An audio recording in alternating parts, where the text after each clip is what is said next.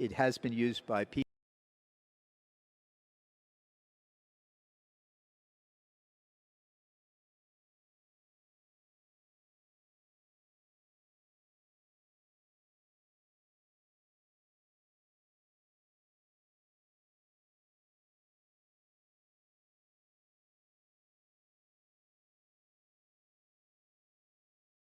Why did you become a priest? Well, all my life, since I was a boy of around 5, I always had the feeling that God was calling me to become a priest. And it's something that has been with me all of my life from that point on.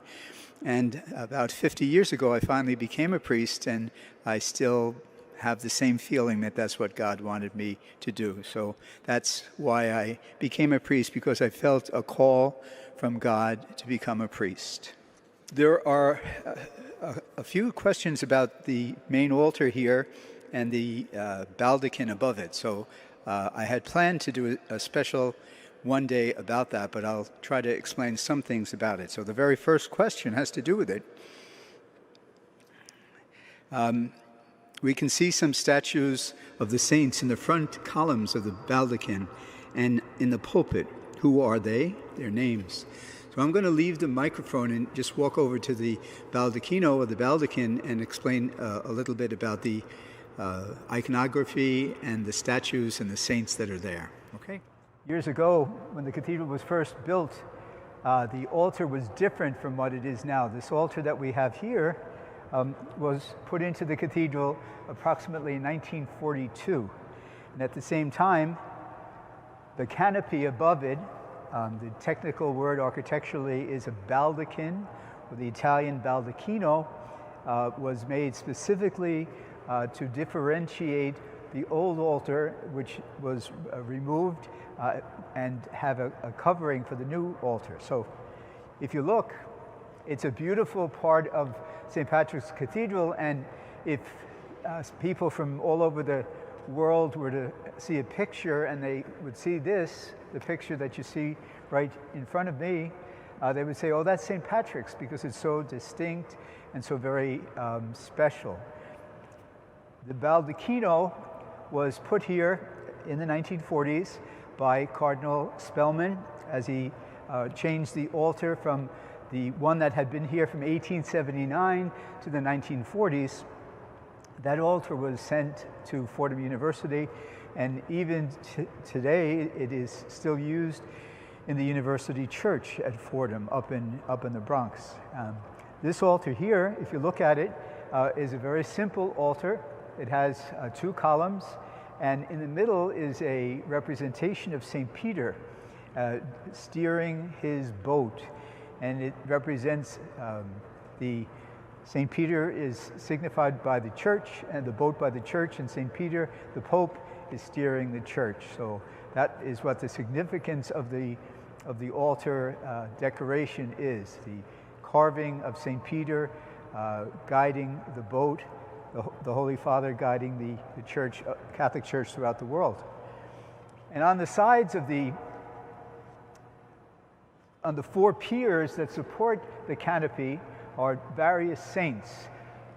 In the middle, right above the altar, is a statue of Christ the King in glory. It's very well done. And on the very, very top, you can see there is St. Michael the Archangel. You can't see it now, but on the exact opposite of the end of the church is St. Gabriel above the choir gallery. And we always say that at night, Michael and Gabriel talk to each other and talk about the people that have come to visit St. Patrick's. On the 4 piers, in the front and in the back, are statues that were bronze carvings to celebrate various saints. So facing you, on your left, we begin on the very top with St. Athanasius, and then St. John Chrysostom, then St. Ambrose, and St. Augustine. Augustine, Ambrose, Chrysostom, and Athanasius. Athanasius and John Chrysostom were Greek fathers of the church, Ambrose and Augustine were Latin fathers of the church, very important for the history of the Catholic Church throughout the world. And on the other side are Catholic saints who established religious orders. So on the very top is St. Benedict, below him St. Dominic, below him St. Francis of Assisi, and below him St. Ignatius Loyola, the founder of the Benedictines, the Dominicans, the Franciscans, and the Jesuits. So they are very, again, important in the history of the church, and certainly very special to Cardinal Spellman when he created this baldachin with its iconography. On the back, which you can't see, and you have to trust me, or you have to look when you finally come, there are the same groupings of saints on both of the piers facing the other way. And so we have on one of the piers is Melchizedek, Abraham, Moses, and David, Old Testament prophets or kings, symbolizing the ancestors of Jesus and the importance of his being the Messiah. And then on the other side, on that side, are Isaiah the prophet, Simeon, who took Jesus in his arms when he was presented in the temple, John the Baptist, and St. Peter. Again, for the history of the church, important. The statue of Jesus facing us is Jesus the high priest. Facing the other way is Jesus the teacher. Again, all carved in bronze. I promised that I would do something that one of my questioners asked me to do, and to talk a little bit about some of the chalices that we use at St. Patrick's Cathedral. So if you've been live streaming for any length of time, you've seen most of these chalices being used for the Mass. And so I just want to explain about a couple of them and their significance, because all of these that we have on the altar today all have significance to them, and they're important for the cathedral and ultimately for the people who attend Mass and listen to Mass. So when I first came here to St. Patrick's, I realized that very often on the bottom of our chalices and our other religious articles would be engraved the names of the person who gave the object to St. Patrick's, sometimes the date, sometimes the occasion. But for us and for most parishes, that would be a very common thing. And what I discovered at St. Patrick's is that very, very many of our chalices and ciboria do not have anything inscribed underneath it. So, for example, these two, Monsignor Ritchie, we want to thank you for enriching our Christian life each day. We listen to Mass, you help us pray daily. You are truly a beacon of hope, and that's what we try to do here at St. Patrick's, and I'm grateful that this family recognizes it. My question is about the song, The 12 Days of Christmas.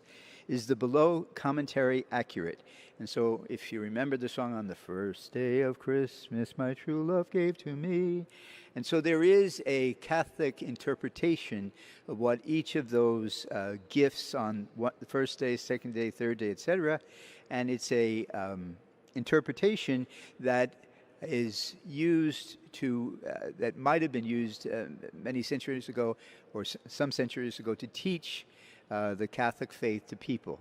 And if you go through it, and it's way too long to use this morning, but there are ways of equating, for example, the first day of Christmas. The partridge in the pear tree represents Jesus, the Son of God, whose birthday we celebrate on the first day of Christmas. So these gifts on the days of Christmas can be interpreted as ways of explaining our Catholic faith, and it has been used by people over the years. I don't know if it originally was meant to be that, but it has been used that way in a very profitable way. Okay, question from a couple that has baffled my husband and me for years. Why does the Catholic Church, or should I say many individual parishes, show the Blessed Mother, St. Joseph, and baby Jesus separate? We are especially interested in family and the importance of family. Now, the image of the Holy Family, which is Jesus, Mary, and Joseph, is an image that you see so often in different contexts. We have an altar, one of the shrines that used to be here before we put the baptistry, and it's to the Holy Family, and the image of the three persons is there. And in many parishes they do have shrines or images of the Holy Family where the three are together. Sometimes people would like to look at an image of the Blessed Mother or Saint Joseph or Jesus by themselves, just because that's an inspiration to them. In the back of the church we have an image of the child, Holy Child of earth and heaven, as it's called, an image of the Christ child. And it's a very beautiful one that I remember from when I was a boy. But so the image of the Holy Family can be all three together, and or it could be each of the members of the Holy Family. So it depends on the taste or the spiritual importance to the person who creates the image, whether they want to have individual or one of the Holy Family together. These two chalices that you see right here in front are very much used. Every Sunday we use one or the other. Very often when Cardinal Dolan celebrates the Mass, we use one or the other of these two. Neither of them has anything written underneath it, but let me show you this first chalice that is very elegant, and it has enamel pieces on the bottom with portraits or with religious iconography of very important, very beautiful miniatures. You can't really see them very well, but there's the crucifixion. There's, I don't know which, this is St. John the Baptist, the Blessed Virgin, and a symbol for the Church as the Holy Mother of the Church. And it's in beautiful colors. I don't know if you can see the colors. And on the top it has angels in miniature. It's definitely gold. It's probably silver that is plated with gold, but it's very kind of a heavy chalice, and we do use it very, very often. Its companion is this one, much simpler. It doesn't have the colorfulness of the first chalice, but it once again has a lot of iconography in it. There's the crucifixion, there's the Blessed Mother, there's the Way of the Cross, there's St. James on pilgrimage, there's the putting of Jesus into the tomb, and Jesus in the Garden of Olives before the crucifixion, before he was taken away. And in the node, which you might see here, various saints are carved, and once again in gold, probably silver and gold on top, but once again it's a very precious chalice. Now, besides the fact that we use these two very often for the cardinal or on Sunday for the liturgy, they have the significance of having been used by Pope Benedict when he came here to St. Patrick's Cathedral to offer Mass in the year 2008. He said Mass here, and then he said Mass in Yankee Stadium, and he used this one in Yankee Stadium, and he used this one when he was here. So even though there's nothing inscribed on them, we don't know the history behind them, but we do know, because I experienced it here with the Holy Father, that they were used by Pope Benedict when he was here at St. Patrick's. St. Patrick's Cathedral has had 4 Holy Fathers visit us. There was Paul VI, John Paul II, Benedict XVI, and Pope Francis. All 4 of them were here at different times going back to the 60s, and the most recent visit was Pope Francis coming here in the year 2015. In the year 2008, when Pope Benedict was here, he celebrated Mass, and he's the only Pope that has celebrated, this is here in New York. He's the only of the 4 popes that celebrated Mass here at St. Patrick's Cathedral. It was a great and glorious day. I still remember it very, very well. And we used 1 chalice here and 1 chalice in Yankee Stadium. And we were very honored to use them. So every time Cardinal Dolan or I celebrate Mass and we use one of these chalices, we're reminded of the visit of Pope Benedict XVI to St. Patrick's in 2008. I'm going to show you another chalice. Once again, this is a very precious chalice. It has semi-precious stones, and it has Irish designs all over it. It's a very symbolically Irish chalice. And this one is different from the others because in the bottom it is inscribed, and it was given by Cardinal John Foley on the anniversary of his consecration as Bishop of New York. And it's written in in Latin and in Irish. There's an Irish inscription on the bottom, which of course I can't tell you what it means, but we did have a Father Connor Cunningham last year, and he explained the whole thing to me in the Irish. So we use this chalice especially on St. Patrick's Day. It has a Celtic cross that makes up the body of the chalice, and is just a magnificent chalice that we use, and it has a regular Latin cross on the bottom.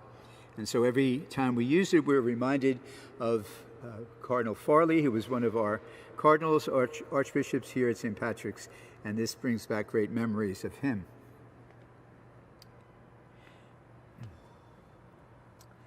Now, these 2 chalices were made 25 years different from each other.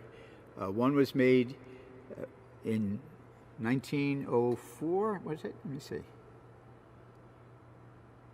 1904 and 1929. And the reason why we put them together is that they're very significant because they both belong to Msgr Lavelle, who was the 2nd rector of St. Patrick's Cathedral. And this chalice was given to him when he celebrated his 25th anniversary as a priest, and this one was given to him when he celebrated his 50th anniversary as a priest. Let me just tell you a little bit about Msgr Lavelle. Msgr Lavelle was ordained in 1879, right here at St. Patrick's. As a matter of fact, it was only 13 days before that the church was dedicated. And so 13 days after the dedication of St. Patrick's, they ordained priests, and one of them was Michael J. Lavelle, who was of Irish descent, who came to St. Patrick's after living in Brooklyn. He was ordained a priest, and his first assignment was right here at St. Patrick's Cathedral. He was the assistant to the rector. He was what we would call nowadays a parochial vicar. And he did that job for 8 years. His rector at the time was Monsignor McGuire, and Michael Lavelle was his assistant. 8 years later, Monsignor McGuire retired, and Father Lavelle took over as the rector. So that was in 1879. No, 1887. 1887 he became the rector, and he stayed the rector until the day that he died, which was in 1939. So he was here from 1879 to 1939. That's a period of, if your math is good, you could figure it out ahead of me. It's 60 years. And of those 60 years, he was the rector for 52, and he was the assistant for 8 before that. He never had a different assignment. He never left, at least physically, or his living accommodations were always here. And just before, this is a story that I think is true, but it could be apocryphal, but before he died, there was a new Archbishop of New York, and his name was Francis Spellman.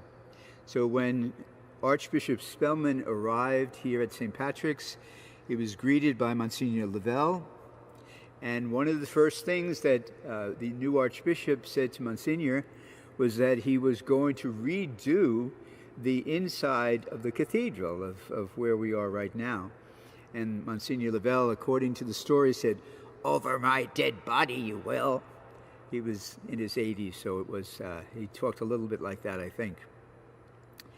So within a couple of months, poor Monsignor died, and one of the great privileges that he was given by the Archbishop, that he was buried underneath the main altar in the crypt where all of the Archbishops of New York are buried, from Archbishop Hughes up to Cardinal Egan.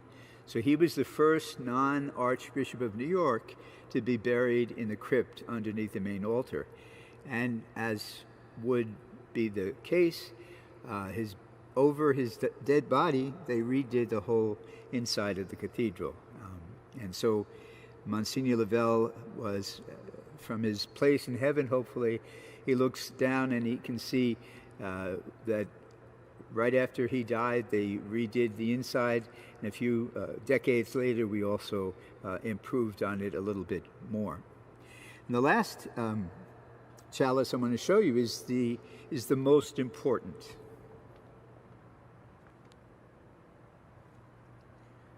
Now, it doesn't look like the most important, does it? It's gold plated inside. The outside is a amalgam of silver and aluminum, but it's very heavy, and it's very simple. If you look at it, it's kind of simple. It doesn't have any of the designs that the other chalices have. It's not as fancy. It certainly doesn't have the workmanship that these first two have in themselves. But the reason that it makes it so important is that it's mine. So when I was ordained a priest, my parents, and it's a great tradition of seminarians becoming priests, that the parents would usually give their son the first chalice, or the chalice that he would use for the rest of his life. Now, I was ordained in 1971, and in those days we were very much into poverty, into saying that, we don't need so many things that people thought we needed in the past. So when I was preparing for my last year, I went to my father and I said, "Dad, you don't need to get me a chalice, because any church that I'm going to go to, they all have chalices, and it's not something that is needed, absolutely needed, because you can always use a chalice in the church where they will send you." So my poor father, I almost broke his heart when I said that, and he was not very happy with it. So obviously I turned around, I changed my mind, and I said, "Well, Dad, okay, I'll let you you and Mom buy me my chalice, but you know me, so it's going to be a little bit more expensive than you might be ready for." That was what he thought my tastes were like. And so we went to Canada, and liturgical designers up in Canada had this made for me. The name of the company was Beaugrand, and it cost $450. Now, in 1971, that was fairly expensive for a chalice compared to the other chalices that my classmates had. Nowadays, $450 would be very inexpensive for a chalice. Now, you might notice one difference between this chalice that is mine, and all of the other four. And the big difference, besides they're all designed differently, and a chalice can be designed according to the artistry of the person who's creating the chalice. But all of these chalices have a part of the chalice is called the node, N-O-D-E. It's right here, right here, right here, right here, and right here. But this chalice does not have a node, my chalice. Now the reason for that is that before the liturgy was reformed in the Second Vatican Council, one of the important ways of handling chalices for the priest was that the priest would keep his index and thumb fingers together after touching the Holy Eucharist, after touching the body of Christ in the form of bread. And so when he had to deal with the chalice, he would put his fingers like this and be able to keep them together and hold up the chalice at the different times when it had to be held up. Now with the reforms of the council and the changes in the liturgy, one of the things that happened was that this symbolic putting together of the fingers was no longer necessary to be done. And so the chalice could be just held up with your hands just like this, and there was no need to put your fingers together. That was one of the reforms of the liturgy in those days. So if you see a chalice that doesn't have a node, don't think that they forgot something or that the design was lacking. It's just a different style that doesn't need what was used before, what was always necessary before. Now, a lot of chalices that are being made right now still have nodes, but they don't have to have them as importantly as they did in the old days. So that was one of our questioners. He asked me if I would to explain something about the chalices that we use here at St. Patrick's. So the two chalices that were used by our Holy Father, Pope Benedict, and used by Cardinal Dolan and myself in solemn occasions are those two in the front. These two were the chalices made for the second rector of St. Patrick's, Monsignor Lavelle, for his 25th and for his 50th anniversary. And very often I'll use one of them, especially on masses that are close to the anniversary of Monsignor's death in 1939. The Irish chalice that was given to us in honor or in memory of Cardinal Farley. And last but not least, the modern chalice from 1971 that was given to your present rector and virtual pastor for so many of you, Monsignor Ritchie. The second question was about the